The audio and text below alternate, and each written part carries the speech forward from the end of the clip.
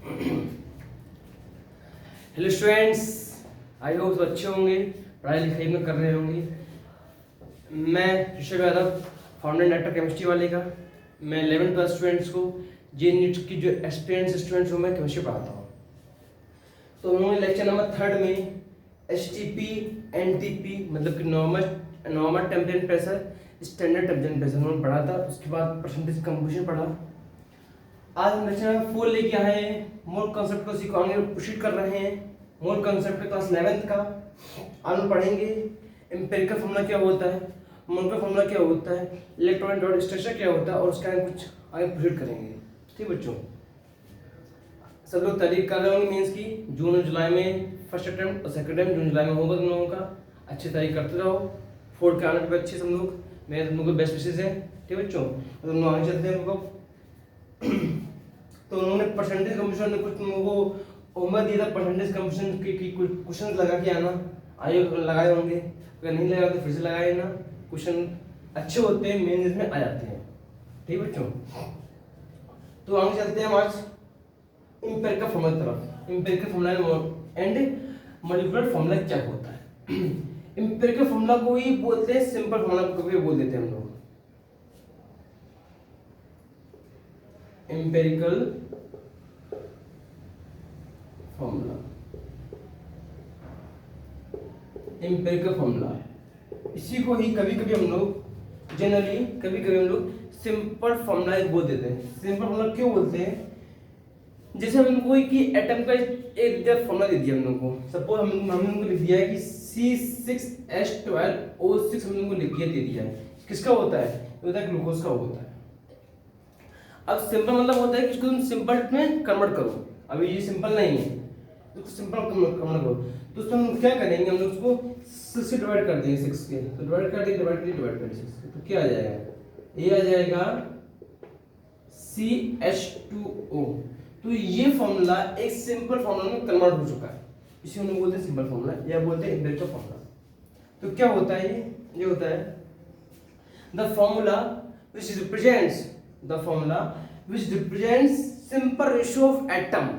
The formula which represents simple ratio of atom are called empirical formula या simple formula. ठीक है, चलो उसके डेफिनेशन देख हम यहाँ लिख दे रहे हैं। The formula which represents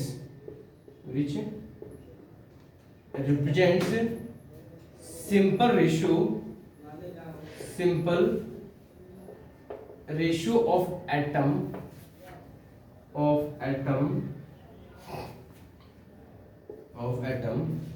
are called simple formula या कहेंगे उसको एम्पिरिकल फॉर्मूला।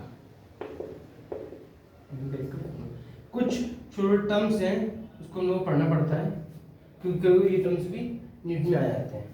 ठीक है, ऐसे हम एक एग्जांपल और लेते हैं हम लोग। C12H22O11। अब हम बोले इसको तुम सिंपल में कन्वर्ट करो, तो कैसे करो इसको कन्वर्ट बताओ? तो ये कन्वर्ट करना इतना पॉसिबल नहीं है क्योंकि इसमें एक ही टेबल के नंबर्स थे, इसमें डिफरेंट टेबल्स के नंबर है। 12, 11 है। ठीक है, C12H22O11, तो ये पॉसिबल नहीं है। तो हम लोग इसी को बोल देंगे कि ये सिंपल फॉर्मूला है। जरूरी नहीं है कि हम लोग हर एक फॉर्मूले को सिंपल फॉर्मूला कन्वर्ट करके सिंपल फॉर्मूला बोले। हम लोग जो पॉसिबल है उसको नोट करें, जो पॉसिबल है उसको कैसे करें। ठीक है, चलो इसको नोट कर लो। आगे चलते हैं हम लोग मॉलिक्यूलर फॉर्मूला। मॉलिक्यूलर फॉर्मूला क्या होता है?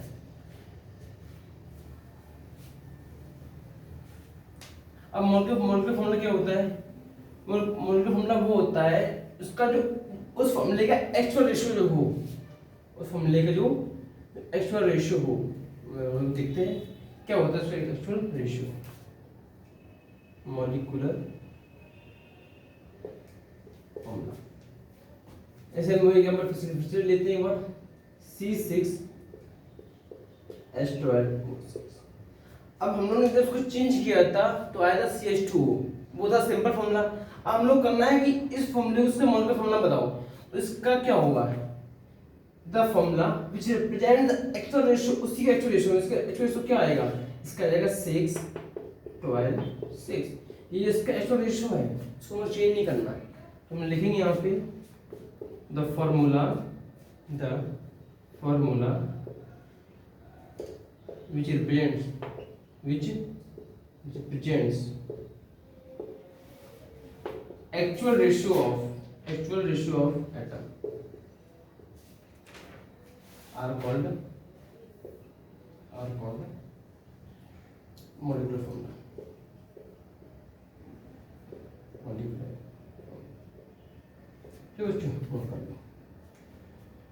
तो कुछ टर्म्स हैं ऐसे एम्पिरिकल फॉर्मूला पढ़ाया है, क्या होता है, the formula which represents simple ratio of atom are called empirical formula. Molecular formula क्या होता है, the formula which represent actual ratio of atom are called molecular formula. अब बात करते हैं इलेक्ट्रॉनिक डॉट स्ट्रक्चर क्या होता है। अब इस स्ट्रक्चर को हम लोग केमिकल बॉन्डिंग में तो डीपली पढ़ेंगे, यहाँ पे थोड़ा सा हल्का ले दें किससे क्या बनता है। इलेक्ट्रॉनिक डॉट स्ट्रक्चर कुछ टर्म्स हैं, उस टर्म्स को हम लोग आगे पढ़ते पढ़ते चलते हैं। लेक्चर 4 हम लोग आ गए हैं। लेक्चर नंबर 1 2 3 पे छूट चुका है। जो बच्चा नया आया हो तो वो अपना लेक्चर 1 2 3 को पढ़ ले, इसको लेक्चर 4 को पढ़े। टाइम काफ़ी है, संडे कल, तो मेरे ख्याल से अपना तुम कवर कर सकते हो। कोई मतलब कोई तो छूटे ना, लेक्चर आगे आते रहे वो तो कुछ छूटे ना, ठीक है बच्चों। चलिए अब जो करना वो करिएगा अपना, ठीक है। वहाँ चलते हैं electronic dot structure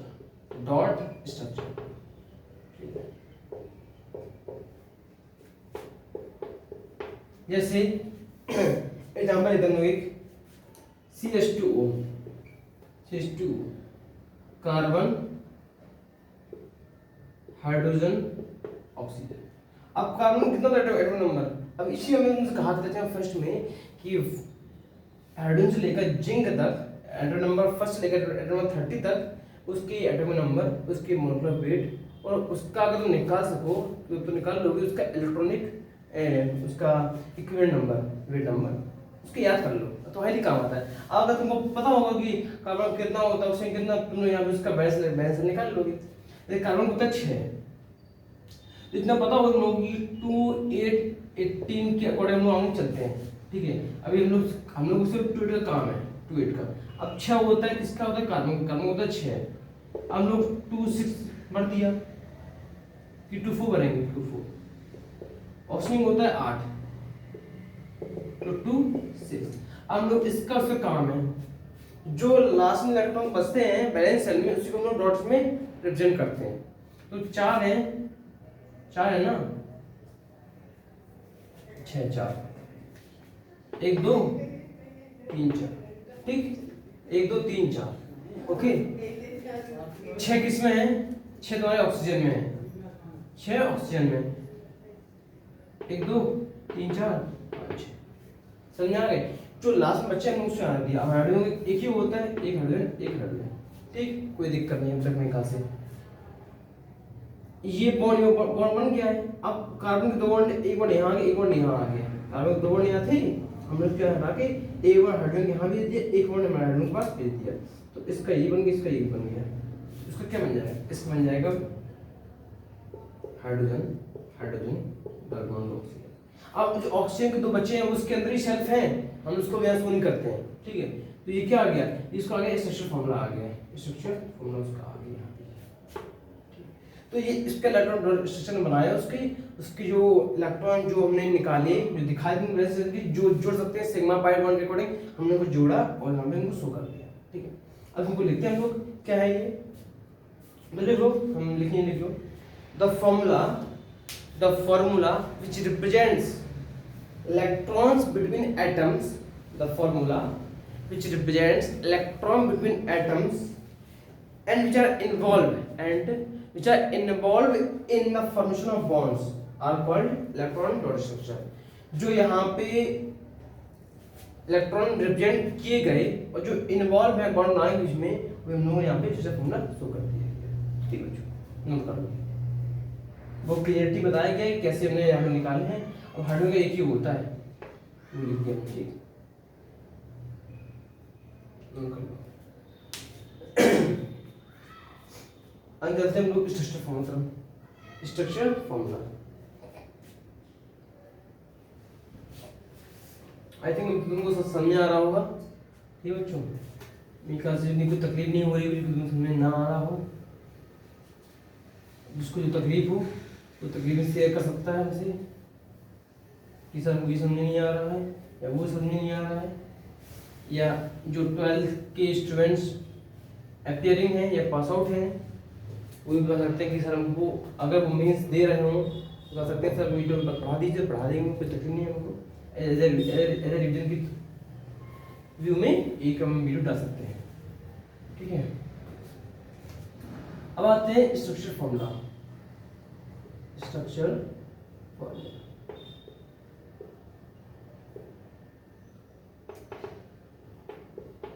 structure formula क्या होता है? जैसे हमें फिर से बता दे रहे हैं, थोड़ा खोल के हम स्ट्रक्चर को फिर से भी लिख रहे हैं। कार्बन का होता है 6 2 4, ऑक्सीजन होता है 8 2 6, हाइड्रोजन होता है 1। ठीक है, कार्बन हाइड्रोजन हाइड्रोजन ऑक्सीजन। ठीक है, 6 हम लोग ये लेते हैं लास्ट इलेक्ट्रॉन, तो कार्बन के ऑक्सीजन कार्बन के 4 है, 1 2 3 4, इसके 6 1 2 3 4 5 6 1 1। तो हमने जो दिखाया था इलेक्ट्रॉन हटा रहे हैं यहाँ से, यहाँ शिफ्ट कर देते हैं। ये दो बॉन्ड होंगे, एक सिग्मा एक पाई, इस सिग्मा से बॉन्ड बन गया। ठीक है बच्चों, तो क्या निकल गया है? यहाँ से आया carbon hydrogen hydrogen double bond 2 oxygen. इसको नीचे लगा दो और चेक करना भी चाहिए कि आर्डो के 4 वैलेंसी उसकी 4 वैलेंसी है कि ज़्यादा है, तो 1 2 3 जगह की स्ट्रक्चर सही है। अगर यहाँ पे एक भी एक्स्ट्रा वैलेंसी आ जाएगी मतलब स्ट्रक्चर लोग गलत है, स्ट्रक्चर गलत है। ठीक है, तो ये क्या आ गया? इसमें आ गया स्ट्रक्चर फॉर्म। ठीक, चलो कुछ देखो इसमें थोड़ा सा जो लिखा देते हैं। The formula which represents nature of bonds, the formula which represents nature of bonds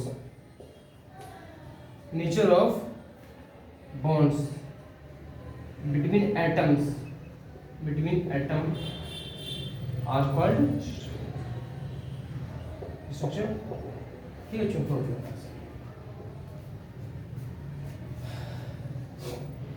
समझ में आ रहा होगा?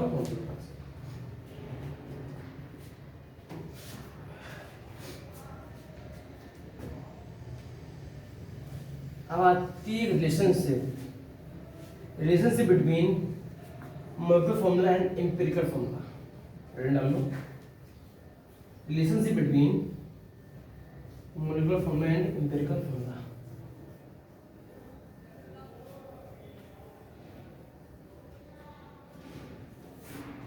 और फिर वही कहेंगे कि फर्स्ट ईयर को लास्ट ईयर न समझना, जो समझ लिया वो खो गया।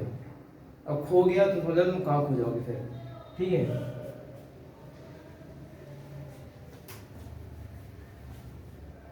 इलेवेंथ क्लास की यादियाँ कहीं काम नहीं आती हैं, लेकिन 12th क्लास का रिजल्ट और मेंस की रहने रुका हुआ है तुम लोगों। ठीक है, चलिए आगे चलते हैं।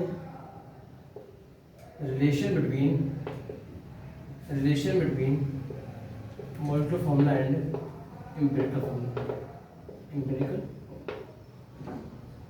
थोड़ी सी सारी आई बता देते ताकि तुम मोटिवेट रहो।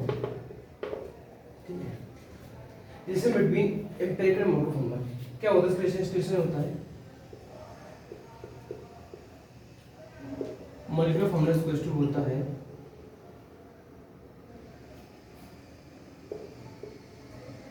होता है सिंपल फॉर्मूला का होता है, सिंपल फॉर्मूला का।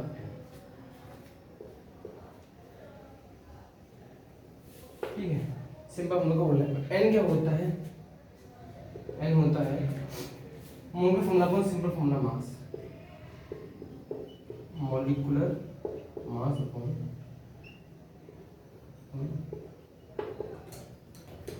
सिंपल फॉर्मूला मास, ठीक है। एक और होता है मॉलिक्यूलर मास, होता है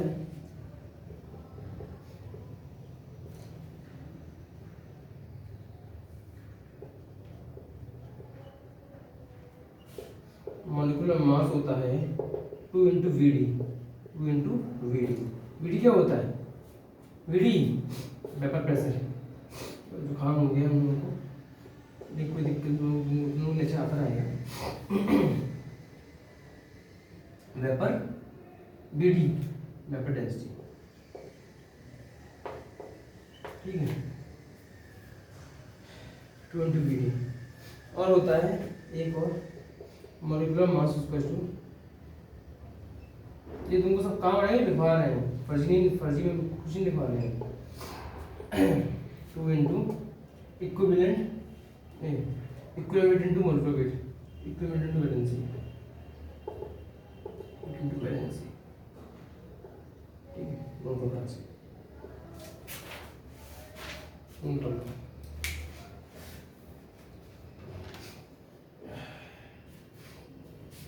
आप नोट कर लो।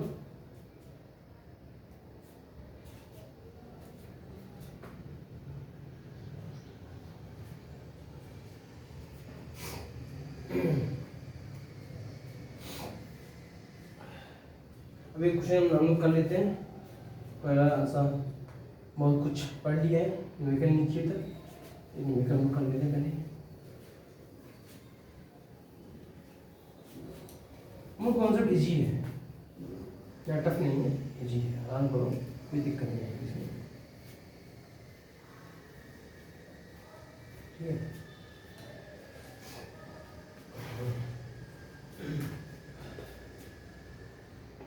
क्वेश्चन है a compound contains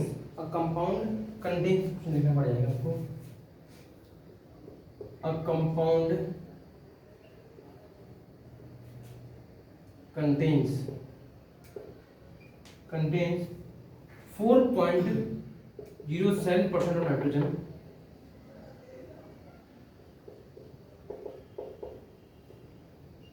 nitrogen, hydrogen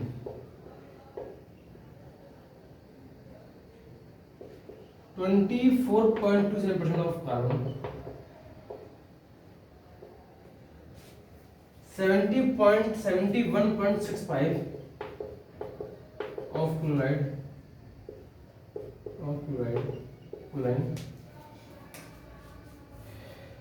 a molecular weight 98.96, a molecular weight दिया है 98.96. what is its EF?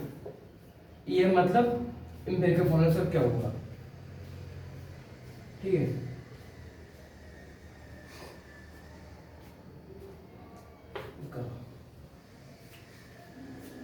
कुछ पढ़ा, a compound contains 4.07% of hydrogen, 24.27% of carbon, 71.65% of chloride.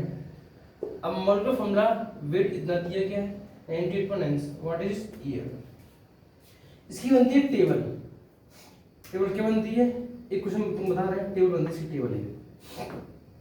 Table में क्या होता है, सबसे पहले होता है सीरियल नंबर, बहुत जरूरी काम की चीज, एटम, एटॉमिक वेट,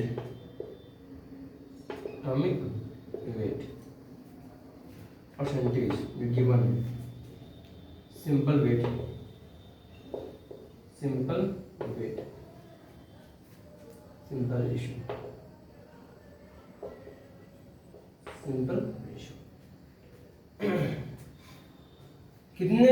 कितने तो हमें कंपाउंड दिए गए, 1 2 और 3, 1 2 3। एटम पहले क्या है, हाइड्रोजन, क्लोराइड, कार्बन, ठीक। हम चलेंगे एबीसीडी से। पहले क्या आएगा, C पर कार्बन आएगा, फिर आएगा हाइड्रोजन, फिर आएगा Cl क्लोराइड। ठीक, अब इनका एटॉमिक वेट कितना होता है, इसलिए कहा था कि एटॉमिक वेट पढ़ना है। 12 1 तो कितना होता है 36 35 30 होता है, फिर 35.5 ठीक। परसेंटेज कितना गिवन है कार्बन का 24.27, हाइड्रोजन का 4.07, 71.65। अब सिंपल वेट क्या होता है, सिंपल वेट होता है उसका परसेंटेज डिवाइड बाय उसका मोल का वेट। 24.27 डिवाइड बाय 12 कितना आ जाएगा, ये आ जाएगा 2.02, 4.07 डिवाइड बाय 1 तो 4.07 आ जाएगा। 71.65 डिवाइड बाय 35.5 ये आ जाएगा 2.02। जितनी अच्छी तुम्हारी होगी तुमको फायदा होगा कैलकुलेशन, क्योंकि कैलकुलेशन तुमको मेन में कैलकुलेट आउट होता नहीं है। ठीक है, सिंपल रेशियो क्या होता है, सिंपल रेशियो इन रेशियो में जो सबसे कम आया हो उनसे सबको डिवाइड कर दो।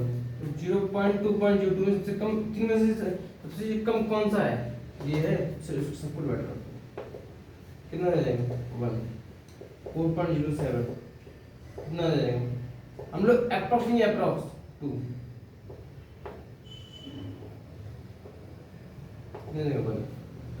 बेतना नोट करो पास, बेतना नोट कर दो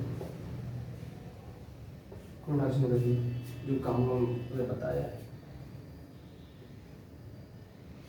ठीक है, क्या चलते हैं। तो सबसे जो क्वेश्चन आएगा सबसे तुमको ए ब्रांड माई टेबल कितने इसमें तुमको कंपाउंड दी गए, इनके सी नंबर, एटॉम के सिंबल का नाम, उनका एटॉमिक नंबर, वेट ये तुमको गिवन नहीं होगा, तुमको याद होना चाहिए। परसेंटेज जो गिवन हो, सिंपल वेट क्या होता है, परसेंटेज जो गिवन हो डिवाइड बाय का पर्टिकुलर का उसी का एटॉमिक वेट। सिंपल रेशियो क्या होता है, जितने कंपाउंड गिवन है उसमें से जो सबसे छोटा निकल के आया हो या जो 2-3 में निकल के आता है, एक ही छोटा निकल के आता है, उसमें सबसे डिवाइड कर दो तो उसका सिंपल रेशियो आ जाएगा। और रेशियो मतलब पॉइंट जिसमें से 1 2 3 1 2 ऐसे होता है, रेशियो के पॉइंट नहीं हुआ ये 1.0 1.023 1 समथिंग ऐसे कुछ नहीं हुआ। सिंपल रेशियो इज ऑलवेज 1 2 3 ऐसे हो। सिंपल रेशियो मतलब एक सिंपल नंबर में होगा ना कि रेशियो उसमें पॉइंट में नहीं दिया होता है, कंफ्यूज करने के लिए चीज को सिंपल नाम दिया गया। ठीक है, नोट कर लियो, आगे चलते हैं।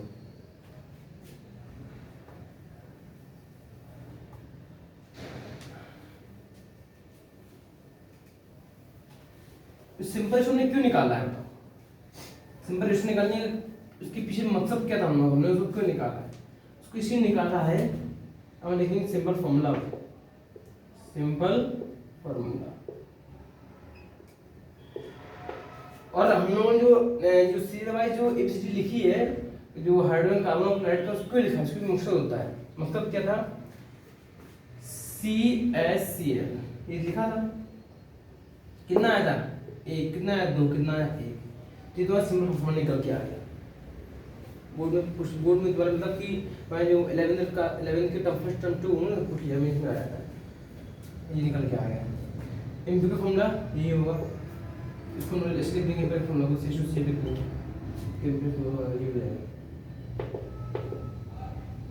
Empirical formula. ठीक, समझ में आ गया होगा। सिंपल फॉर्मूला वेट क्या होता है, साइड टर्म्स इनको डिफाइन करने भी।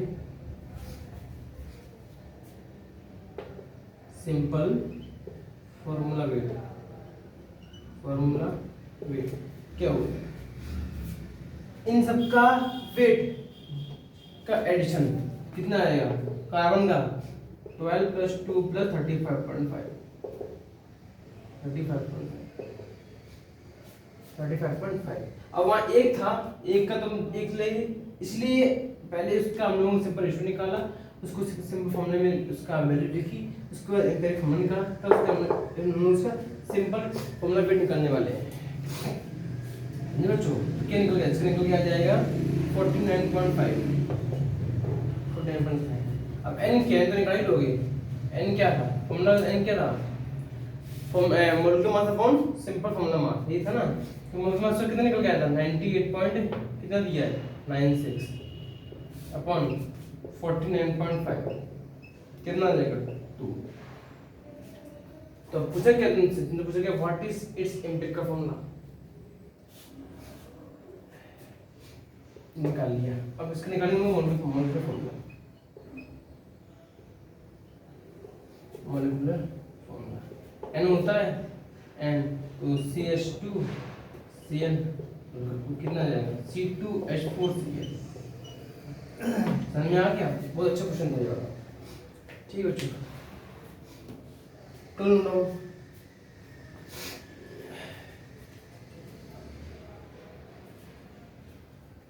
तो छोटे टर्म से जो हमने कवर किए आज हम क्लास में माइंड अप कर रहे हैं।